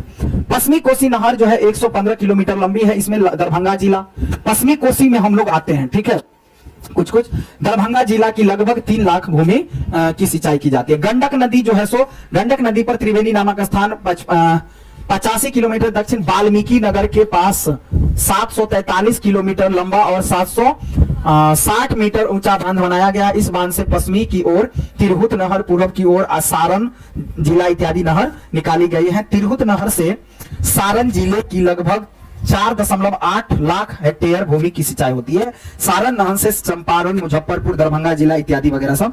अब नलकूप सिंचाई के लिए नहर के बाद दूसरा प्रमुख साधन है, क्या भाई, दूसरा प्रमुख साधन है नलकूप। आजादी के पूर्व, यानी बोर्डिंग से हम लोग जो प्रयोग करते हैं, ठीक है। अब आजादी के पहले जो है बिहार में नलकूप की व्यवस्था नहीं के बराबर थी, लेकिन आजादी के बाद नलकूप की व्यवस्था बहुत तेजी से होने लगी, और अब इसके द्वारा कुल सिंचित मुख्य भूमि का 38.77% भाग की सिंचाई की जाती है। अब नलकूपों द्वारा सिंचाई समस्तीपुर एवं सीतामढ़ी जिले में होती है। कुआं, बिहार राज्य में कुएं का उपयोग भी सिंचाई के लिए होता है, अब नहीं, मतलब तो कम हो गया है, किंतु अब इसका प्रचलन बहुत ही कम हो गया है। अब इसके स्थान पर पंप सेटों का प्रयोग किया जाने लगा है। कुओं से सिंचाई का काम केवल 2% तक रह गया, उससे भी कम हो गया। अब फिर भी कुछ मैदानी भागों में सिंचाई के लिए कुएं का प्रतिशत अधिक है, जिसमें दरभंगा, मधुबनी, पश्चिमी चंपारण जिले इत्यादि वगैरह सब आते हैं। दक्षिण के मैदानी भागों में उत्तर के मैदानी भाग से कुएं की से सिंचाई का काम होता है। इसमें नवादा, नालंदा, गया और जहानाबाद जिले प्रमुख आते हैं। इन जिलों में जल की सतह ऊपर होने के कारण कुआं का निर्माण आसानी से होता है। तालाब द्वारा सिंचाई जो अन्य कार्य में उपयोग करना हमारे यहाँ की पुरानी पद्धति रही है। जिस गांव अथवा नगर में नदी नहीं होती, वहां पूजा पाठ और अन्य धार्मिक संस्कार भी तालाबों के किनारे होता है। बिहार का पावन पर्व जो छठ पूजा होता है, अर्पण भी तालाबों के किनारे किया जाता है। ठीक है। बिहार में 2 प्रकार की तालाब की सुविधा बाढ़ग्रस्त क्षेत्रों में मिलती है, जबकि कृत्रिम तालाब जो मानव के द्वारा बनाया गया सुविधा मैदानी भागों में अधिक है। अब इस भाग में मुलायम मिट्टी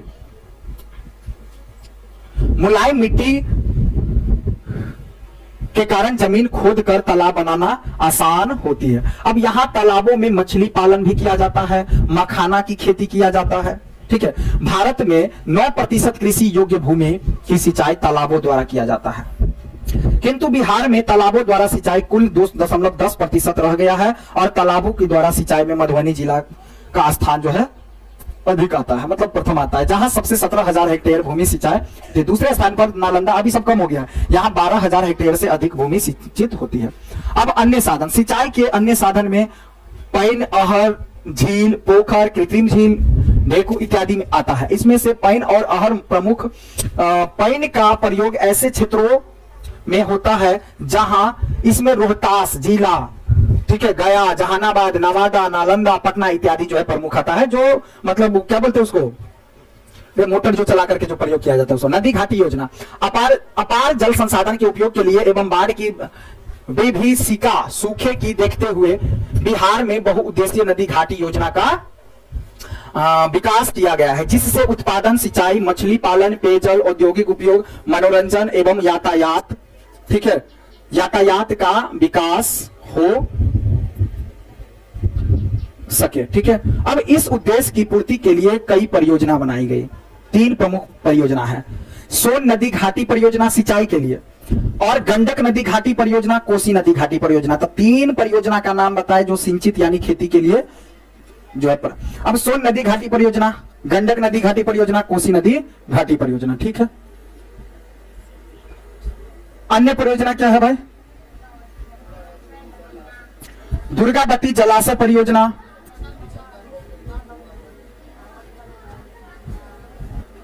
चंदन महुआ परियोजना, बागमती परियोजना, बनार जलाशय परियोजना, है ना, इत्यादि आता है। अब सोन नदी घाटी परियोजना से आप क्या समझते हैं, पूछेगा क्वेश्चन परीक्षा में।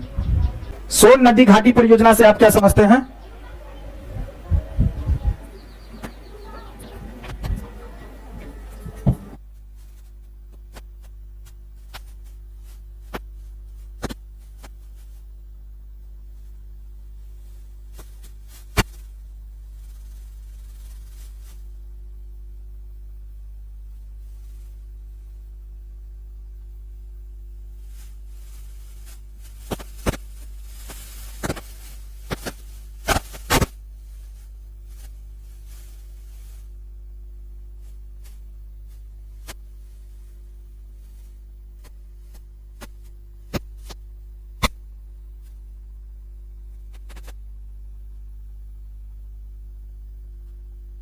अब देखो,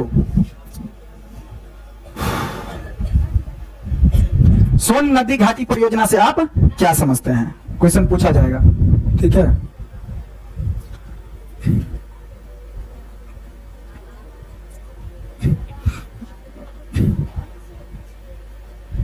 स्कूल वगैरह तो है नहीं, स्कूल तो बंद है ना।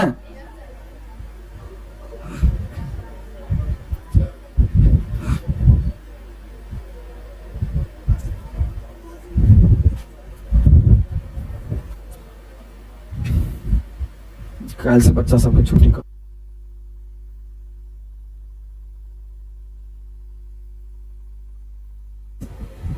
सोन नदी घाटी परियोजना, यह परियोजना बिहार की सबसे पुरानी और पहली नदी घाटी परियोजना है। तो बिहार की सबसे पहली नदी घाटी परियोजना कौन है? सोन नदी परियोजना। पूछेगा सबसे पुरानी परियोजना बिहार की कौन है? सोन नदी परियोजना, ठीक है। अब इसका विकास अंग्रेज सरकार ने 1874 ईस्वी में सिंचाई के लिए किया था भाई।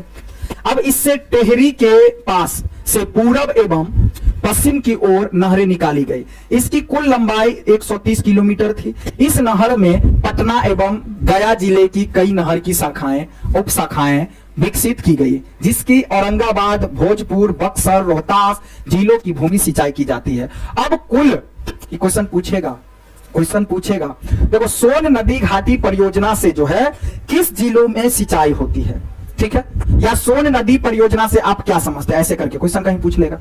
तो आपको मुख्य बातें याद क्या रखना भाई, कि यह सबसे पुरानी, बिहार की सबसे पुरानी परियोजना है और पहली परियोजना है। ये तो मुख्य बात हो गया। इस परियोजना से मुख्य रूप से जो सिंचाई वाला जिला है, जो भोजपुर, बक्सर, रोहतास इत्यादि, औरंगाबाद इत्यादि जिलों में होती है। और अब कुल 4.5 लाख हेक्टेयर भूमि की सिंचाई किया। इस परियोजना से सूखा प्रभावित क्षेत्र को सिंचाई की सुविधा भी प्राप्त। इस परियोजना के कारण जो क्षेत्र सुखाड़ में आता है उसकी भी सिंचाई हो जाती है, ठीक है। होने से बिहार का दक्षिणी पश्चिमी क्षेत्र का प्रति हेक्टेयर उत्पादन काफी बढ़ गया और चावल की अधिक खेती होने लगी। इस कारण से इस क्षेत्र को बिहार का चावल का कटोरा कहा जाता है, ठीक है। क्वेश्चन अच्छा है, ठीक है। अब देखो इस बहुउद्देशीय परियोजना के अंदर जल विद्युत उत्पादन के लिए शक्ति गृहों की स्थापना की गई है। अब पश्चिमी नहर पर डेहरी के पास 6.8 मेगाबाइट उत्पादन 6.6 मेगाबाइट उत्पादन जो है क्षमता होता है, मतलब शक्ति का बिजली का ग्रिड स्थापित होता है। इसी प्रकार पूर्वी नहर शाखा पर क्या है, बारून नामक स्थान पर 3.3 मेगाबाइट क्षमता जो है उत्पादन करता है शक्ति का, पावर का। इस परियोजना के नवीनीकरण पर विचार किया जा रहा है। सोन नदी पर इंद्रपुरी के पास एक बांध के निर्माण का प्रस्ताव भी रखा गया है। 450 मेगाबाइट क्या है पन बिजली उत्पादन का लक्ष्य है। गंडक नदी परियोजना से आप क्या समझते हैं, ऐसे पूछेगा। तो गंडक नदी परियोजना में क्या है, ये उत्तर प्रदेश और बिहार की यह एक संयुक्त परियोजना है। मतलब ऐसे पूछ लेगा, उत्तर प्रदेश और बिहार की संयुक्त परियोजना कौन सा है, गंडक नदी परियोजना, जो कि भारत और नेपाल के सहयोग से वाल्मीकि नगर के पास शुरू किया गया गंडक परियोजना।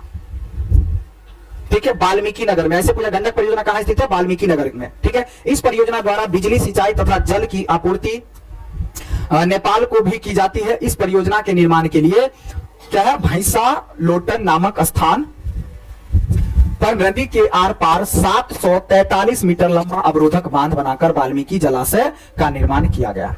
इस जलाशय से दो मुख्य नहर निकाली गई, कौन कौन, पश्चिमी प्रमुख नहर और पूर्वी प्रमुख नहर। इस नहर प्रणाली द्वारा बिहार के 3 जिला जैसे कौन कौन, गोपालगंज, सारण, सिवान, लगभग 4 लाख हेक्टेयर भूमि में सिंचाई की जाती है। तो बिहार के किस जिलों में गंडक यानी गंडक परियोजना के तहत किन किन जिलों में सिंचाई होती है, गोपालगंज, सारण और सिवान। ठीक है, इस सब जो है ना, ये गोपालगंज आता है सब भोजपुर जिला, छपरा, सिवान, गोपालगंज, ठीक है, सब उसके अंतर्गत आता है। वाल्मीकि के पूर्वी भाग में पूर्वी मुख्य नहर निकाली गई है, इसे तिरहुत नहर भी कहा जाता है। गंडक नदी के समांतर है, इसकी कई उपशाखाएं हैं। इन नहरों द्वारा पश्चिमी चंपारण, पूर्वी चंपारण, मुजफ्फरपुर, वैशाली इत्यादि समस्तीपुर उपबला में, ठीक है, लगभग 5 से 4 लाख हेक्टेयर भूमि की सिंचाई की जाती है। इस परियोजना द्वारा वाल्मीकि नगर से थोड़ा पूरब हटकर ऊपर से गिरते हुए जल के जल विद्युत केंद्र स्थापित किया गया। इससे नेपाल को विद्युत आपूर्ति की जाती है, नेपाल को भी बिजली दिया जाता है। कोसी नदी घाटी परियोजना तीसरा, इस परियोजना की कल्पना 1896 ईस्वी में किया गया था, लेकिन वास्तविक रूप से इसकी जो है स्थापना 1955 में। कल्पना बनाने को 1896 में हुआ था, लेकिन इसकी जो स्थापना किया गया था वास्तविक रूप से कब हुआ था, शुरू 1955 में। यह परियोजना नेपाल सरकार, भारत सरकार और बिहार राज्य की सामूहिक प्रयास का परिणाम है। इसका मुख्य उद्देश्य क्या है भाई, नदी के बदलते मार्ग को रोकना, उपजाऊ भूमि की बर्बादी पर नियंत्रण रखना, भयानक बाढ़ से क्षति पर रोक लगाना, जल से सिंचाई, याद कर लो ये सब। जो कोसी नदी परियोजना का मुख्य, कोसी नदी परियोजना भारत सरकार, नेपाल सरकार, बिहार राज्य के अंतर्गत जो है सो इस पर ध्यान दिया गया। ये सब मिल करके इसको पर काम हुआ है। ठीक, इसको बनाने का जो उद्देश्य रहा है, उसका क्या उद्देश्य रहा है कि बाढ़, भयानक बाढ़ से कैसे बचा जाए। दूसरी नंबर बात, इस पर जो है बाढ़ यानी भूमि पर बर्बादी से कैसे बचा जाए, कंट्रोल करा जाए। ठीक है, किसी प्रकार के बाढ़ से क्षति होने के कारण, मतलब क्षति होने के कारण जो है, भयानक बाढ़ से क्षति होने के कारण उस पर रोक लगाया जाए, जल की सिंचाई का विकास हो और विद्युत उत्पादन करा जाए। ये सब इस सब काम देखो, कहीं भी याद रख लेना, किसी भी बांध को बनाने का मुख्य उद्देश्य यही सब होता है। जिस क्षेत्र में सिंचाई नहीं होता है, सिंचाई की सुविधा हो जाए। जिस क्षेत्र में पानी, बाढ़ अधिक आ जाता है तो बांध रहेगा, तो बांध के जरिए से पानी निकलेगा, नहीं तो बांध के जरिए की सहारा से मतलब आ नहीं पाएगा। दूसरी नंबर बात, नहर जो बनाया जाता है तो किसके लिए, और विद्युत उत्पादन के लिए भी बनाया जाता है। बात समझ में आ रहा है। मत्स्य पालन, नौकारोहण और पर्यावरण पर नियंत्रण आदि इस परियोजना को कई चरणों में पूरा किया गया है। पहले चरण में मार्ग परिवर्तन पर नियंत्रण, बिहार नेपाल सीमा पर स्थित हनुमान नगर स्थान पर बैराज का निर्माण, बाढ़ नियंत्रण के लिए दोनों ओर तटबंध का निर्माण, पूर्वी एवं पश्चिमी कोसी नहर एवं उसकी शाखाओं का निर्माण सम्मिलित किया गया है। इसी क्रम में नदी के दोनों ओर 240 किलोमीटर लंबे बाढ़ नियंत्रण बांध का निर्माण हुआ है। अब पूर्वी नहर तथा इसकी 4 प्रमुख सहायक नहर द्वारा लगभग 14 लाख एकड़ भूमि में सिंचाई की योजना बनाई गई थी। अब इससे पूर्णिया, सहरसा, मधेपुर, अररिया जिले में सिंचाई होती है। पूर्वी नहर को और भी विस्तृत किया गया है, इसकी एक शाखा ताजपुर नहर निकाली गई। पश्चिमी नहर से कई उपनहर निकली है। पश्चिमी नहर का लगभग 35 किलोमीटर का क्षेत्र नेपाल में पड़ता है और शेष भाग मधुबनी दरभंगा जिले में पड़ता है। कोसी बैराज कितना है? 12,161.30 मीटर लंबा है, जो कि 1963 में बनकर तैयार हुआ था। दूसरे चरण में इस परियोजना द्वारा जब विद्युत संबंधित कार्य संपन्न हुआ और पूर्वी कोसी पर नहर पर शक्ति गृह 20,000 किलोवाट क्षमता वाला एक जल विद्युत शक्ति गृह निर्माणाधीन है। तो दुर्गावती जलाशय परियोजना जो 3 अलग से था, वो 3 मुख्य वाला तो खत्म हो गया, सोन गंडक वाला, ठीक है। और ये जो है दुर्गावती जलाशय परियोजना, इस परियोजना का मुख्य उद्देश्य क्या है? कैमूर और रोहतास जिले में सूखाग्रस्त क्षेत्रों को सिंचाई की व्यवस्था करवाना, बाढ़ पर नियंत्रण करना। दुर्गावती नदी में कुद्र के पास 1962 में 17,325 हेक्टेयर भूमि की सिंचाई के लक्ष्य से बांध का निर्माण किया गया, लेकिन पर्याप्त सफलता नहीं मिलने के कारण चेनारी के प्रखंड में करम चाट के पास इसी नदी पर 45.72 मीटर ऊंचा बांध बनाने की योजना बनी, जिससे 36,000 हेक्टेयर भूमि की सिंचाई की जा सके। आगे क्या है? ऊपरी क्या है? हाँ, ऊपरी क्या है? किऊल जलाशय। यह एक बहुउद्देशीय परियोजना है। इसका निर्माण जो है किऊल नदी के ऊपरी भाग में हुआ। इससे मुंगेर लखीसराय जिला 14,000 हेक्टेयर भूमि की सिंचाई करने में काम आता है। इसका मुख्य उद्देश्य सिंचाई, देखो सब में वही बात, नहर बनाना, योजना परियोजना नहर बनाना का मतलब ही क्या हो रहा है? समझो बातों को, वही बात सब लिखना है। सिंचाई की व्यवस्था करवाना, उद्देश्य में क्या समझा गया? सिंचाई करवाना। दूसरा क्या है? बाढ़ ग्रस्त वाले क्षेत्रों को बाढ़ ग्रस्तों से बचाना, ठीक है। सूखे वाले क्षेत्रों में सूखे मतलब सिंचाई की व्यवस्था कराना, और भी कई जो है सो होता है, ठीक है। पर्यावरण संवर्धन पर भी काम करना, ठीक है। बागमती परियोजना, यह परियोजना बागमती नदी पर सीतामढ़ी जिला में स्थित है। नदी के निचले भाग में रामनगर के समीप एक बांध बनाया गया। यह भी एक बहुउद्देशीय परियोजना रहा है। इसका उद्देश्य क्या था? सिंचाई, नदी में बाढ़ पर कंट्रोल, नदी कटाव को रोकना, जल विकास, ठीक है, इत्यादि वगैरह। तो ये सब बातें सब में लिखा। इससे किसको फायदा हो रहा है? चंपारण, सीतामढ़ी, शिवहर, मुजफ्फरपुर जिले की एक कितना है? 1,19,800 हेक्टेयर भूमि पर सिंचाई, सब मिला करके। अब क्या करें? बरनार जलाशय परियोजना। इस परियोजना द्वारा बरनार नदी पर पक्का बांध बनाकर जमुई जिले के सूखा प्रभावित क्षेत्रों में 22,400 हेक्टेयर भूमि पर सिंचाई का काम हो सकेगा। वन संसाधन से आप क्या समझते हैं? बिहार विभाजन के बाद बिहार जो बंटवारा हुआ था, कब हुआ था? 15 नवंबर 2000 ईस्वी में, जब झारखंड अलग हुआ। अधिकतर वनाच्छादित क्षेत्र झारखंड में चला गया, मतलब वन से संबंधित क्षेत्र जो था बहुत कहां चला गया भाई? झारखंडों में चला गया, ठीक है। वर्तमान बिहार में 76.87% भौगोलिक क्षेत्र में ही बन रहा है और प्रति व्यक्ति वन भूमि का औसत मात्र 0.05 हेक्टेयर है, जो राष्ट्रीय औसत के हिसाब से देखा जाए तो 0.53 हेक्टेयर से बहुत ही कम हो रहा है। अब समझो, अब बात हो ना, अपने क्षेत्र में अगर एक आदमी पर जोर लिया जाए तो एक आदमी पर एक आदमी के इतने बात मिले हैं। अब किसी के पास ज्यादा, किसी के पास कम है, वो अलग बात है, ठीक है। अब बिहार के वनों को 2 वर्गों में रखा जा सकता है। एक तो आर्द्र पतझड़ वाला वन और एक शुष्क पतझड़ वाला वन। आर्द्र मतलब थोड़ा वन ऐसा है जो गीला गीला टाइप का, थोड़ा वन ऐसा है जो सूखा सूखा टाइप का। अब आर्द्र पतझड़ वन से आप क्या समझते हैं भाई? तो इस प्रकार के वन दक्षिण पहाड़ी क्षेत्र एवं उत्तर पश्चिमी भाग में पाए जाते हैं। सुमेश्वर दून जो शिवालिक क्षेत्र में पाया जाता है, 917 वर्ग किलोमीटर क्षेत्र में इस वन का विस्तार हुआ है।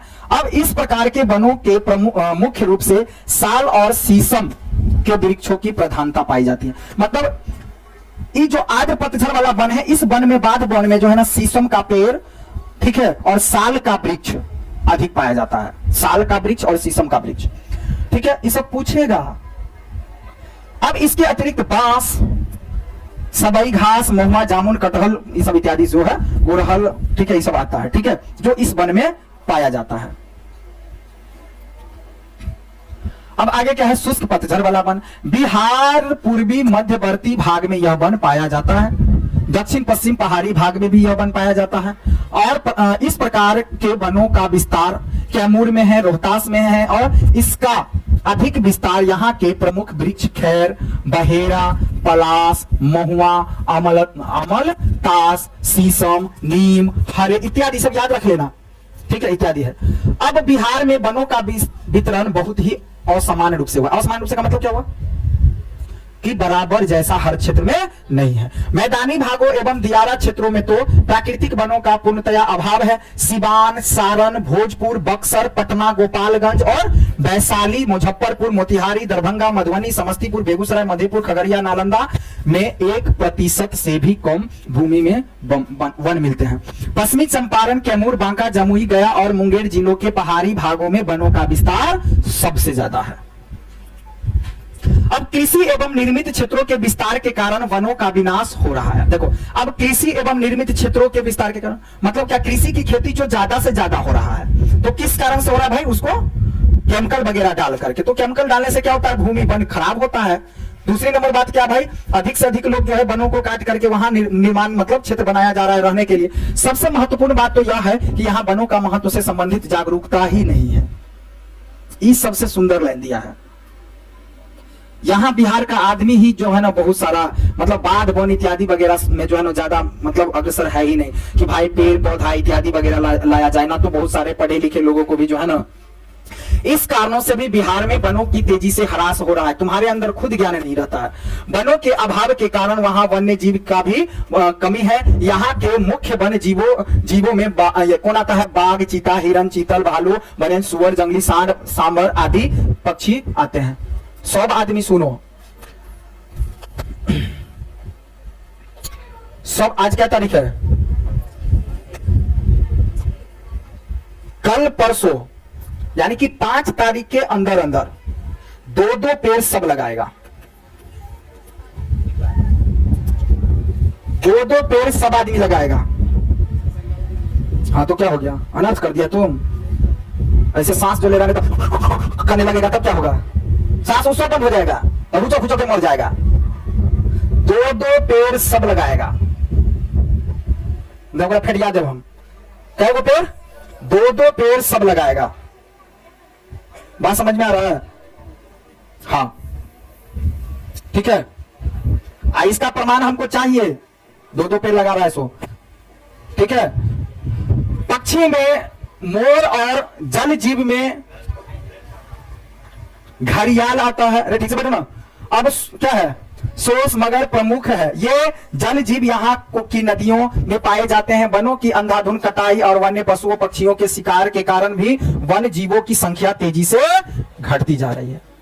सब आदमी 2-2 पेड़ जरूर लगाएगा। कल से काम शुरू कर देना है। 10वीं में अगर लगा दिया जो आदमी तो समझो भगवान होना है खुश।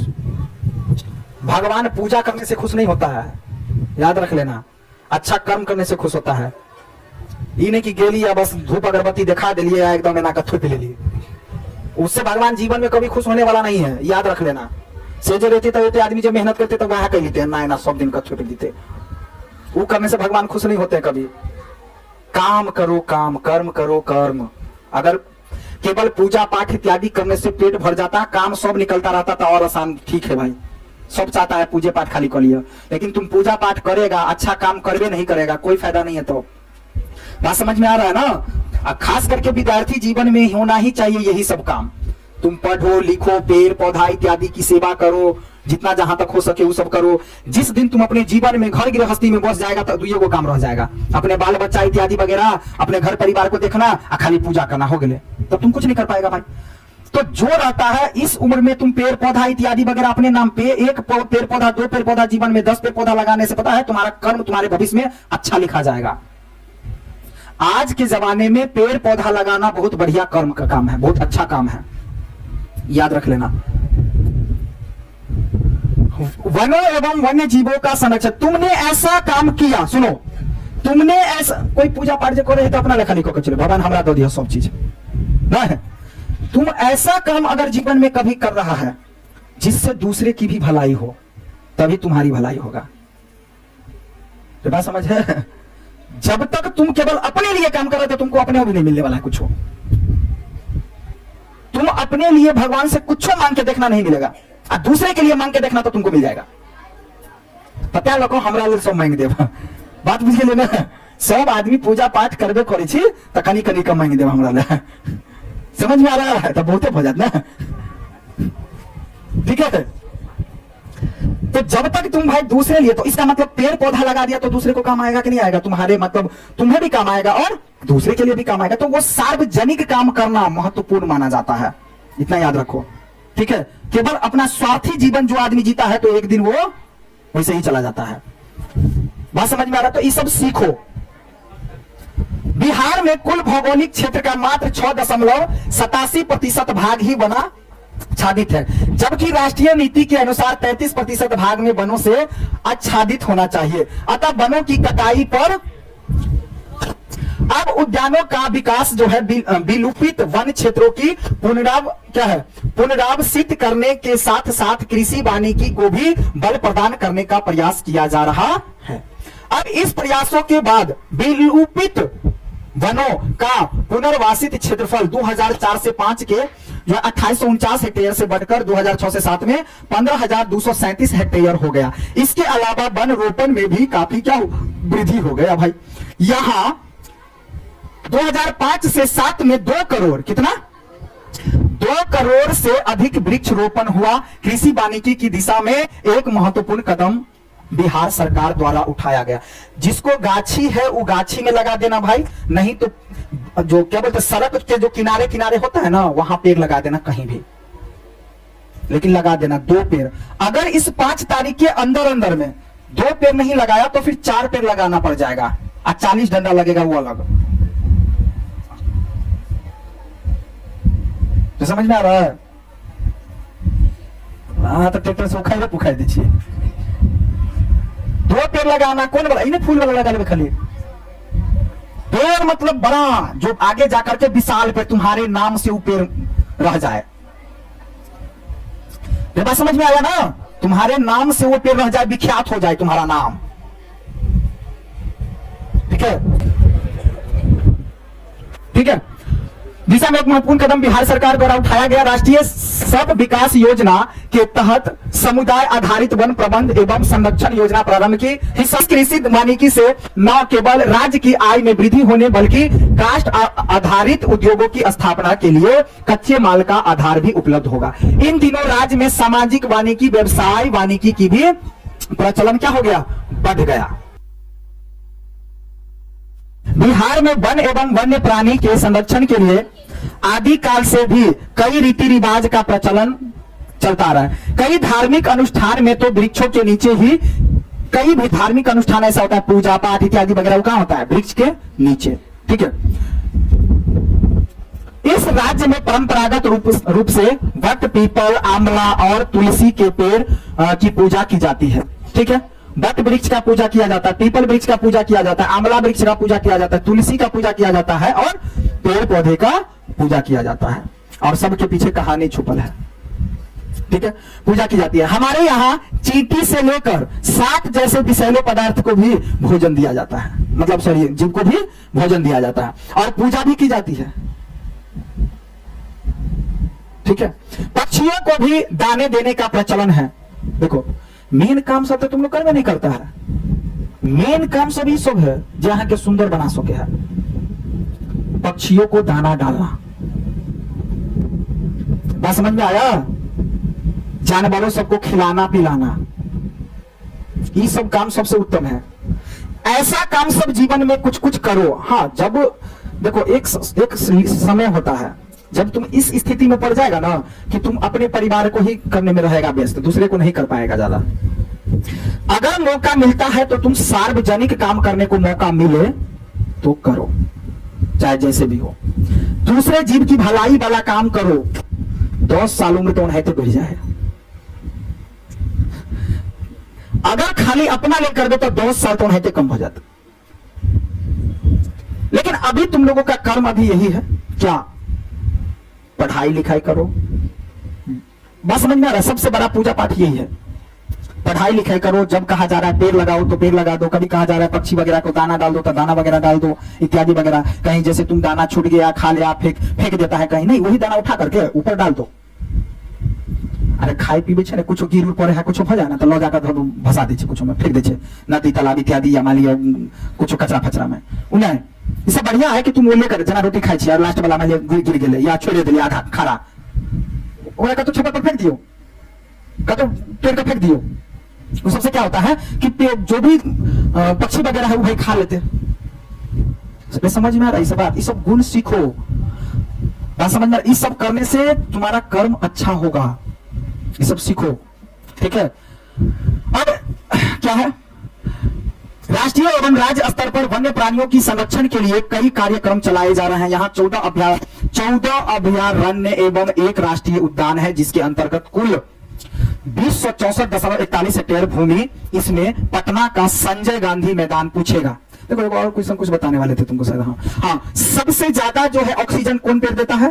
पीपल। अगर एक नंबर में पूछेगा तो दूसरा नंबर बात क्या है भाई, संजय गांधी कहां स्थित है? पटना में। संजय गांधी मैदान कहां स्थित है? पटना में। ईडी परीक्षा में पूछा गया क्वेश्चन है, ठीक है। बेगूसराय जिला के अंतर्गत मंझौल अनुमंडल में 2500 एकड़ पर फैला कांवर झील, हाँ ये भी पूछ देगा। कांबर झील कहां स्थित है? बेगूसराय में। दरभंगा जिला के में कुशेश्वर स्थान, ये भी क्वेश्चन पूछा गया, ध्यान दे देना ये सब। बेगूसराय जिला के अंतर्गत मंझौल अनुमंडल में 2500 एकड़ में फैला कांबर झील। कांबर झील कहां स्थित है? बेगूसराय में। पूछेगा कुशेश्वर स्थान कहां है? दरभंगा जिला में। ये सब क्वेश्चन पूछा गया है, ठीक है। स्थान वन्य जीवों के संरक्षण के लिए प्रसिद्ध है। अब कुशेश्वर स्थान में पहले बड़ी संख्या में प्रवासी पक्षियों की को फंसाया जाता। अच्छा, तुम लोग पहले क्या होता था कि पक्षियों को फंसाया जाता था, अब क्या हुआ भाई यहाँ, लेकिन जन जागरण के कारण अब यहां पर किसी भी प्रकार का शिकार करना पहले किया जाता था, क्योंकि जनसंख्या पहले था भाई, उतना तो दिक्कतें नहीं था। लेकिन अब क्या कमी हो गया, तो अब शिकार वगैरह करना बहुत सारा, आगे देखा जाएगा बहुत सारे शिकारों को मारना गुनाह है। जैसे सलमान खान को देखना कि हिरन को मारने के कारण जो उसको सजा हुआ था, ठीक है। तो ठीक है क्यों नहीं, तो कथी बहुत सारे ऐसे चीजों को अगर मारेगा तो तुमको कानूनन कार्रवाई किया जाएगा। वन एवं वन्य प्राणियों के संरक्षण में राज्य सरकार की कई संस्थाएं कार्यरत है। इसमें वन, पर्यावरण तथा जल संसाधन विकास प्रमुख है। इसके अतिरिक्त इस क्षेत्र में कई स्वयंसेवी संस्थाएं भी काम कर रही है। इसमें प्रयास, तिरुमित्र, प्रत्यूष और भागलपुर में मंदार नेचर क्लब प्रमुख आता है, ठीक है।